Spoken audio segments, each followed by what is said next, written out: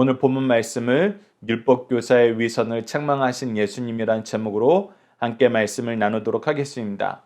오늘 본문 말씀은 저희들이 크게 두 단락으로 나눠서 보고자 합니다. 첫 번째 단락은 45절에서 51절로 율법교사들은 조상들의 어떠한 죄를 반복하고 있나요? 입니다. 키워드는 화 있을진저, 율법교사, 짐, 선지자, 무덤, 죄 감당입니다.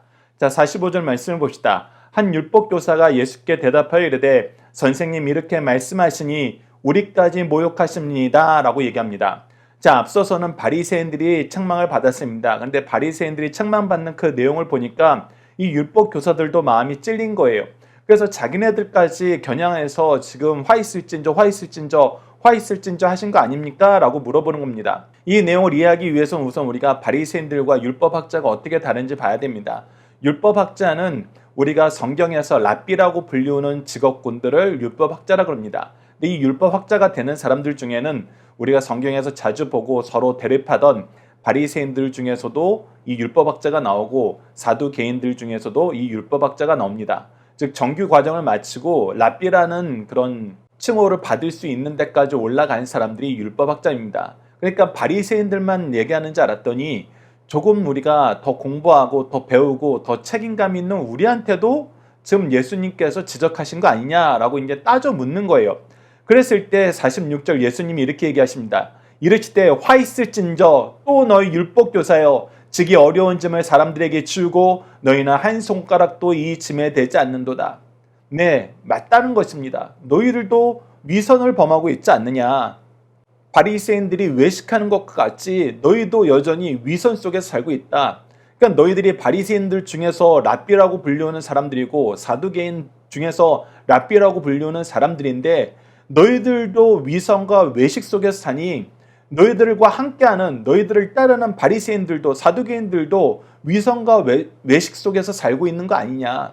그래서 우리가 어제 말씀을 통해서 확인했던 것처럼 하나님의 말씀, 하나님이 주신 은혜를 우리가 하나님의 뜻대로 사용하도록 탐구하고 노력하고 감사하지 않으면은 우리가 이것으로 탐욕을 부리게 돼요.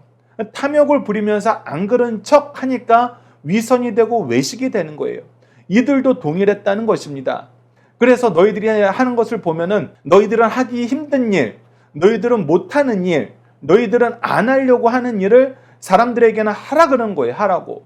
많은 신학자들이 이 당시 이런 거에 대표적인 게 무엇이냐라고 했을 때 안식일 날은 이동할 수 있는 거리 제한이 있었는데 그 거리 제한 안에서 내가 집에 들어가서 식사를 하면 그 거리 제한이 리셋이 된다는 거예요. 그러니까 우리가 예를 들어서 한 3km 걷는 것이 안식일에 이 거리 제한의 규례라 그러면은 이 3km 이내에 집에 들어가서 내가 거기서 식사를 하고 나오면은 그 3km가 다시 리셋이 돼서 다시 3km를 갈 수 있다는 것입니다. 그 얘기는 뭐냐면 3km 근방 내에 내가 집이 있고 그곳에 음식을 미리 준비해 놓을 수 있는 자본이나 인력이 있어야 된다는 거예요. 그래서 이들은 자기가 원하는 대로 돌아다니고 자기가 원하는 거 다 하고 다니는데 자기네들은 무엇이 있는 거예요? 이렇게 예외 조항 안에서 예외가 되는 그런 환경을 자기네들이 조성해 놓고 자기네들은 이 법 위에 있는 거예요. 그러면서 사람들에게는 절대 그거 어기면 안 된다고 지켜야 된다고 얘기하는 것입니다. 바로 이것이 너희들은 안 지키면서 사람들에게는 과한 짐을 지고 있는, 짐을 지게 하는 이 잘못된 선생의 모습을 너희들이 하고 있다는 것입니다. 그런데 너희들이 잘 보라는 거, 이거 너희 시대에 처음 있던 일 아니다. 너희들의 조상들도 이와 같은 일을 많이 했었는데 그 결과가 무엇이었고 그 결과에 대해서 너희들이 무엇을 주목해야 봐야 되는지를 예수님께서는 다시 한번 얘기해 주십니다. 47절 보시죠. 화 있을진저 너희는 선지자의 무덤을 만드는도다. 그들을 죽인 자도 너희 조상들이로다. 더 나아가서 너희들이 무엇했냐? 지금 예수님을 죽이고 싶어하는 것처럼 예수님을 공격하는 것처럼 너희들 선지자를 통해서 하나님이 그의 뜻을 전하고 너희들의 회개를 촉구할 때 회개한 적이 있느냐? 도리어 너희들의 권세로 그 하나님의 종들을 선지자들을 죽이는 데 힘쓰지 않았느냐. 이것이 너희들이 계속 잘못하는 일인데 너희들이 또 이 일을 반복하려 그러는도다. 이렇게 얘기하는 거예요. 48절 보시죠. 이와 같이 그들은 죽이고 너희는 무덤을 만드니 너희가 너희 조상의 행한 일의 증인이 되어 옳게 여기는도다. 이들이 사실 외식이라고 얘기하는 이유가 뭐냐면 그들의 조상들이 선지자들을 끊임없이 죽이는 거 그들 잘못됐다고 얘기했어요. 공표했어요. 그래서 우리는 이렇게 안 살겠다고 가르치던 사람들이에요. 선언하던 사람들이에요. 그런데 지금 뭐 하고 있어요? 하나님의 말씀이 선포되고 하나님의 말씀으로 그들이 죄가 드러나자 뭐 하려고 그래요? 죽이려고 그래요. 너희들이 잘못했다고 했던 그 일을 너희들의 행함으로 너희들의 행위가 스스로 옳다고 얘기하고 그 조상들의 행위도 스스로 옳다고 지금 변명하고 있는 거 아니냐. 너희들이 지금 무엇을 변명하고 있고 무엇 때문에 화내는지 알라는 거예요. 너희들이 조상들의 일을 행하면서 그거 옳다라고 나는 이럴 수 있지. 나는 지금 예수 공격할 수 있지. 예수가 우리 이렇게 대하면 안 되지. 그 마음을 품는 것이 옳게 여기는데 그것이 조상들이 하나님이 보낸 선지자 죽이는 마음과 뭐가 다르냐는 거예요. 뭐가 다르냐고. 너희들은 그거 잘못됐다고 비난하면서 너희들은 똑같이 행하니 그것이 위선이 아니고 뭐겠냐는 겁니다. 그래서 49절 이 말씀이 너무나 중요합니다. 그러므로 하나님의 지혜가 일렀을 때 내가 선지자와 사도들을 그들에게 보내리니 그들 중에는 더러는 죽이며 또 박해하느니라 하였느니라. 하나님께서 이것을 아시고 이 말씀을 미리 주셨다는 거예요. 이거를 예레미야 44장 4절도 자주 인용했던 것인데 하나님께서 계속 말씀하시잖아요. 내가 너희들에게 얼마나 많은 선지자들을 보냈냐. 내가 너희들에게 얼마나 자주 얘기했느냐. 그럼에도 너희들이 회개하지 않고 우리 선지자를 박해했다. 죽였다. 이 얘기를 하신 이유는 뭐예요? 하나님께서 미리 이렇게 말씀으로 너희들의 구약의 역사를 통해서 들어서 설명해 주셨는데 이 설명해 주신 이유는 무엇이냐? 너희들은 이제 그러지 마라. 너희들 그래서는 안 된다. 회개를 촉구하는 말씀 아니냐. 그런데 너희들이 여전히 그 일을 하고 있다. 여전히 그 일을 하고 있다. 그랬을 때는 어떤 결과가 온다? 오늘 본문 말씀 50절과 51절 보시죠. 창세 이후로 흘린 모든 선지자의 피를 이 세대가 담당하되 곧 아벨의 피로부터 제단과 성전 사이에서 죽임을 당한 사가랴의 피까지 하리라. 내가 너희에게 이르노니 과연 이 세대가 담당하리라. 자, 이 세대가 담당한다는 것은 무엇이냐면 이제 심판이 멀지 않았다라는 것입니다. 하나님께서는 사랑과 자비가 풍성하시고 우리가 회개하길 바라면서 오래 참으세요. 그런데도 회개하지 않아요. 또 그 죄악을 반복해요. 더 나아가서 우리가 11장 전반부 우리가 지난달 나눴던 말씀을 통해서 보는 것처럼 솔로몬보다 더 지혜로운 분이 오셨고 더 능력 있는 선지자가 오셨는데도 불구하고 너희들 지금 뭐하고 있다? 듣지 않고 있다. 그래서 조상 때 남방 여인이 너희들을 비난할 것이다. 그래서 더 큰 은혜가 더 확실한 말씀의 역사가 지금 예수님을 통해서 이루어지고 있는데 너희들 긴장해라. 곧 심판의 때가 온다. 이 세대가 그 모든 심판을 이제 온몸으로 맞이하게 된다. 속히 회개하라 그러는 거예요. 속히 회개하라. 그러면서 뭐라 그래요? 곧 아벨의 피로부터 제단 성전 사이에 죽임을 당한 사가랴의 피까지. 우리가 평양 말씀에서 마태복음 말씀을 같이 확인하면은 이 사가랴에 대해서는 스가랴로 많이 표현되고 스가랴는 우리가 역대기서를 통해서 확인하는 것 보면은 마지막으로 구약에 기록된 성전에서 죽임당한 마지막 선지자로 보고 있습니다. 그러면서 아벨은 누굽니까? 바로 예배 때문에 그 형에게 죽임당한 첫 번째 순교자죠. 그러니까 모든 순교자의 피에 대해서 하나님께서 심판하실 때가 왔다는 것입니다. 그러니 더 이런 일 하지 말고 회개해라. 회개해라.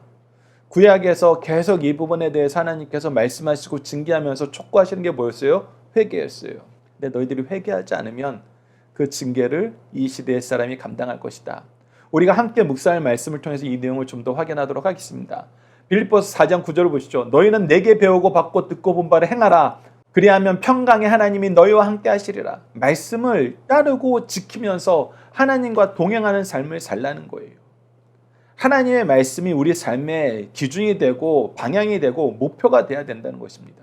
계속해서 마태복음 5장 17절로 20절 보시죠. 내가 율법이나 선지자를 폐하러 온 줄 생각하지 말라. 폐하러 온 것이 아니요 완전하게 하려 함이라. 진실로 너에게 이르노니 천지가 없어지기 전에는 율법의 1.1획도 결코 없어지지 아니하고 다 이루리라. 그러므로 누구든지 이 계명 중에 지극히 작은 것 하나라도 버리면 또 그같이 사람을 가르치는 자는 천국에서 지극히 작다 일컬음을 받을 것이요 누구든지 이를 행하며 가르치는 자는 천국에서 크다 일컬음을 받으리라. 내가 너에게 이르노니 너희의 의가 서기관과 바리새인들보다 더 낫지 못하며 결코 천국에 들어가지 못하리라. 네, 말씀을 안다 그래서 말씀을 먼저 받았다 그래서 말씀으로 이 말씀을 전할 책임을 받았기 때문에 의무를 받았기 때문에 하나님의 은혜를 더 많이 누린다고 해도 하나님의 말씀을 따르지 않으면 그 징계가 크고 그 말씀을 바로 가르치지 않으면 하나님의 나라에 들어갈 의가 없다는 것입니다. 그래서 이들보다 나아야 된다고 예수님께서는 벌써 말씀하셨어요. 열왕기상 19장 14절도 보십시오. 그가 대답하되 내가 만군의 하나님 여호와께 열심히 유별하오니 이는 이스라엘 자손이 주의 언약을 버리고 주의 제단을 헐며 칼로 주의 선지자들 죽였으며며 오직 남은 나건을 그들이 내 생명을 찾아 빼앗으려 하나이다. 주의 종에 대해서 그들이 어떤 일을 행했나 보십시오. 하나님의 말씀을 열심히 전했지만 그들은 받아들이지 않았어요. 도리어 선지자들을 죽이고 예배를 폐하려고 했습니다. 이런 일들이 조상 때부터 계속 이루어졌는데 너희들이 여전히 이 죄를 행하는도다. 그리고 우리에게는 이 말씀을 주시면서 희망을 주시던 말씀이 마태복음 5장 8번 마지막 부분에서 뭐라 그러세요? 기뻐하고 즐거워하라. 하늘에서 너희 상이 크미니. 어떤 사람에게 기뻐하고 즐거워하라 그래요? 죄를 위해서 고난받는 사람. 하나님의 말씀을 전하면서 그것이 거부당하면서 핍박당하는 사람들. 그러니까 예수님께서는 친히 고난을 당하시면서도 이 친히 고난을 당하는 모든 사람들에게, 모든 제자들에게 미리 팔복의 말씀으로 우리에게 은혜를 주셨죠. 하늘에서 너희 상이 큼이라. 너희 전에 있던 선지자들도 이같이 박해하였느니라. 이 박해는, 예수 그리스도를 위한 박해는 여러분들 큰 상급이 있고 동시에 우리가 하나님의 백성이라는, 예수 그리스도의 권속이라는 증거가 된다는 거, 우리가 요한복음 말씀을 통해서 확인했었습니다. 그래서 도리어 우리가 예수 그리스도를 위하여, 예수 그리스도로 인하여 고난을 받을 때는 기뻐하고 즐거워합시다. 자, 두 번째 단락을 보도록 하겠습니다. 52절로 54절을 율법교사들이 행한 가장 치명적인 범죄는 무엇입니까? 키워드는 지식의 열쇠, 천국문, 막다, 오직 주 예수 그리스도입니다. 자, 예수님께서 이 율법교사들의 위선을 가장 강하게 책망하시면서 그 위선이 왜 하나님 앞에 큰 죄인가, 그것을 분명히 얘기하십니다. 52절 보시죠. 화 있을진저 너희 율법교사여, 너희가 지식의 열쇠를 가져가서 너희도 들어가지 않고 또 들어가고자 하는 자도 막았느니라 하시니라. 예, 그들이 하나님 나라를 가르쳐주는, 하나님의 구원의 은혜를 가르쳐주는 이 말씀을 받은 직분자들이에요. 우리에게 하나님과 사람들을 화목하게 하는 직분을 주시고 이 화목하게 하는 말씀을 맡기셨던 것처럼 예수 그리스도를 소개하고 예수 그리스도를 증거하는 그 직분을 이 율법교사들이 맡았어요. 그 지식의 열쇠를 가졌어요. 그런데 너희들이 그걸로 뭐한다? 예수 그리스도를 부인한다. 예수 그리스도를 공격한다. 예수 그리스도를 못 믿게 만든다. 우리가 함께 묵상할 말씀 요한복음 9장 22절을 잠시 후에 나눌 텐데, 그들이 예수 믿는 사람들은 출교시키기로 작정하고 이스라엘 공동체에 선언해 버렸어요. 출교라는 건 여러분들 그냥 추방이에요. 그 당시에는 종교 나라인 이 이스라엘에서는 모든 거래와 모든 교제가 끊어지는 것입니다. 그러니까 사람을 그냥 사람 취급 안 하면서 그냥 다 외면하고 독립된 어떤 물건 취급을 해버리는 거예요. 그러면 그 공동체에서 살아갈 수가 없습니다. 그래서 출교, 추방하는 거예요. 근데 예수 믿는 사람들, 예수를 따르는 사람들은 그렇게 하기로 결의하고 선포해버렸어요. 예수 그리스도를 믿어야지 되는데, 예수 그리스도를 따라야 되는데, 예수 믿는 사람들 너희들 추방시킨다, 협박하니, 너희들이 지금 그런 일을 하니 너희도 들어가지 않고 들어가는 자도 막는 거 아니냐. 53절 보시죠. 거기서 나올 때 서기관과 바리새인들이 거세게 달려들어 여러 가지 일로 따져 묻고 그 입에서 나오는 말을 책잡고자 하여 노리고 있더라. 그런데 이들이 회개해야 안 해요? 안 해요. 안 합니다. 그리고 회개 안 할 때는 항상 무엇으로 나타난다고요? 더 큰 악으로 달려가요. 이제 더 예수님을 미워하는 거예요. 더 예수님을 방해하는 거예요. 여러 가지로 묻고 책잡아서 넘어뜨리려고 하는 거예요. 진리의 말씀이 궁금해서 질문을 하는 게 아니라 어떻게든 저 사람 무너뜨리려고 질문을 하는 거예요. 여러분, 교회 안에서도 이런 사람들이 있어요. 목사들의 공동체 안에서도 이런 사람들이 있어요. 교육자들의 공동체 안에서도 이런 사람이 있어요. 진리를 위한 탐구로 질문을 하는 것이 아니라 어떻게든 내가 저 사람 망신 줘야지, 어떻게든 저 사람 무너뜨려야지 하면서 하나님 말씀을 가지고 본인이 악을 행하는데 도구로 쓰는 사람들이 있어요. 지금 이 율법학자들, 바리새인들, 사두개인들이 그 일에 지금 협력하고 있다는 것입니다. 여러분, 이러니 하나님이 얼마나 마음이 아프시겠어요. 우리가 누가복음을 통해서 계속해서 확인하는 게 무엇입니까? 예수 그리스도께서 안식일을 지키실 때는 하나님께서 말씀에서 가르쳐주는 가장 올바른 모습으로 안식일을 지키세요. 그리고 이 안식은 하나님이 주신 복과 거룩이 넘치는 날이에요. 우리에게 좋은 날이에요. 기쁜 날이에요. 감사의 날이에요. 말 그대로 복이 있고 거룩으로 회복되는 날이에요. 근데 이 날을 사람 죽이는 날로 바꾸려고 해요. 하나님의 말씀은 생명의 말씀이에요. 진리의 말씀이에요. 승리의 말씀이에요. 근데 이걸로 뭐 하려고 만들어요? 이것을 뭐 하는 데 써요? 사람을 죽이는 데 써요. 예수님을 잡아 가두려는 데 씁니다. 여러분, 이거는 정말 악한 일이란 거예요. 절대 일어나서는 안 되는 악한 일이 너무 거리낌 없이 행한다는 것입니다. 우리 함께 묵상할 말씀을 통해서 계속 한번 봅시다. 마태복음 23장 13절 보시죠. 천국 문을 사람들 앞에 닫고 너희도 들어가지 않고 들어가려 하는 자도 들어가지 못하게 하는도다. 이것이 바로 성령을 회방하는 일이에요. 이거 용서받지 못하는 죄악입니다. 왜 이것이 용서받지 못한 죄악이에요? 요한복음 14장 6절에 예수께서 이르시되 내가 곧 길이요 진리요 생명이니 나로 말미암지 않고는 아버지께로 올 자가 없느니라. 예수 그리스도를 믿지 않으면은 우리가 하나님 나라에 갈 수 없어요. 예수 그리스도만이 우리의 구원의 통로예요. 사도행전 4장 12절에서도 계속해서 사도들이 선포합니다. 다른 이로서는 구원받을 수 없나니 천하 사람 중에 구원받을 만한 다른 이름은 우리에게 주신 일이 없습니다. 분명히 선언됐어요. 근데 앞서 얘기했던 것처럼 요한복음 9장 22절을 보면은 예수님을 어떻게 만들었어요? 그 부모가 이렇게 말한 것은, 즉 그 부모가 나면서 소경되었던 그 아들이 눈을 떴는데 이거 예수님이 한 일이다. 그들이 예수를 인정하지도 못한 이유는 무엇이냐면 유대인들이 누구든지 예수를 그리스도로 시인하는 자는 출교하기로 결의하였으므로 그들을 무수함이더라. 네, 앞서 말씀드렸던 것처럼 모든 사회권을 박탈시키는 거예요. 살지 못하게 만들어버렸어요. 그러니 두려워하죠. 그러니 막는다는 표현이 나오는 겁니다. 여러분, 이런 일이 있어서는 안 됩니다. 이런 일이 있어서는 안 돼요.